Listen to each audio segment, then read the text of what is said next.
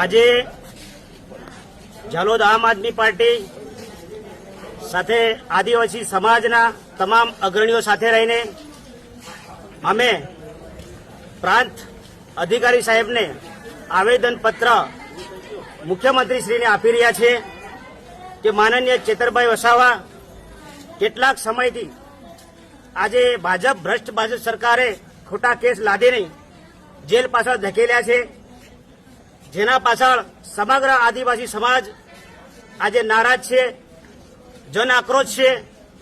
આજે આદિવાસીના મસીહા અને આ નેતા આદિવાસી સર્વ એમના પાસે ભરોસો રાખીને બેઠા છે અને તમામ લડતો જે આદિવાસીની કે સમગ્ર વર્ગ માટે લડી રહ્યા છે એવા ચેતરભાઈ વસાવાને આજે અવાજ દબાવવા માટેની એક સરકારની સાજિશ છે।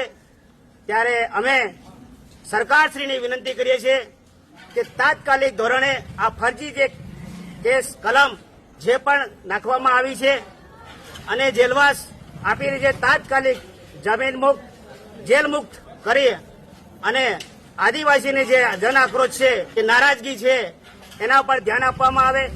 જો સરકાર ટૂંક જ સમયમાં 3-7ની અંદર જો આ સરકાર તાત્કાલિક નિર્ણય નહીં લે તો સરકારશ્રીની જવાબદારી રહેશે કે આદિવાસી સમાજ આજે બધી જ રીતે કે પોતે તૈયાર છે કે આગળ શું કરવું ને નહીં કરવું, પણ સરકાર તાત્કાલિક આનો નિર્ણય લે એના માટે અમે એક રજૂઆત કરી રહ્યા છે।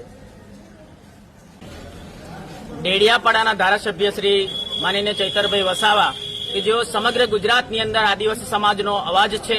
આદિવાસી સમાજ છેલ્લા 30 વર્ષથી પીડાઈ રહ્યો છે, લૂંટાઈ રહ્યો છે અને ભારતીય જનતા પાર્ટીના શાસનમાં જે ભ્રષ્ટાચાર ચાલી રહ્યો છે એને ઉજાગર કરવાનું કામ આ ડેડિયાપાડાના ધારાસભ્ય શ્રી માનનીય ચૈતરભાઈ વસાવા કરી રહ્યા હતા।